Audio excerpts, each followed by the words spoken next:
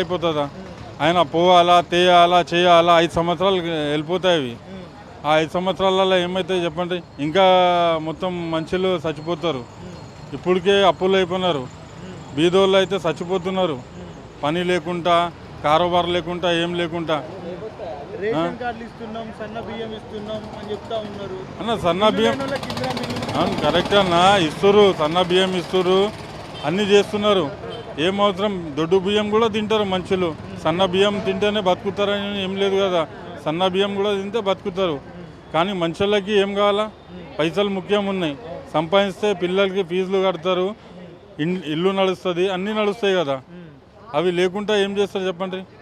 గతంలో బస్తీ దవాఖానాలను తీసుకొచ్చారు. బస్తీలో అవన్నీ ఇప్పుడు మంచిగా నడుస్తున్నాయా? వైద్య సేవలు అందుతున్నాయి పేదలకు? బస్తీ దవాఖానాలు ఉన్నాయి కానీ ఎంబీబీఎస్ డాక్టర్లు లేవు అందులో.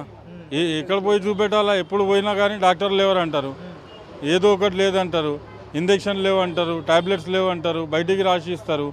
ఏం లాభం బస్తీ దవాఖానా ఉండి కూడా? పేదలకు ఇబ్బంది కదా, చాలా ఇబ్బంది అవుతాయి కదా. ఇప్పుడు ఎమర్జెన్సీ ఉంటే బస్తీలో తీసుకొని వస్తాం, ఉన్నవాళ్ళు తీసుకోపోతారు పెద్ద పెద్ద హాస్పిటళ్ళకి, ఎక్కడైనా తీసుకోపోతారు. బీదోళ్ళు ఎక్కడ తీసుకోపోవాలా?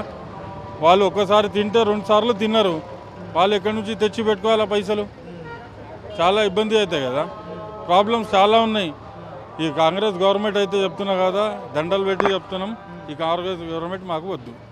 మాకు బీఆర్ఎస్ పార్టీయే కావాలా. అదే మంచిగా ఉంది, అన్నీ నడుస్తున్నాయి, మంచిగా పనులు నడుస్తున్నాయి. చిన్న చిన్న మనుషులు కూడా ఎక్కడైనా పోయి పైసలు సంపాదించుకొని వచ్చి ఇల్లు నడిపించుకుంటున్నారు, అన్నీ చేపించుకుంటున్నారు.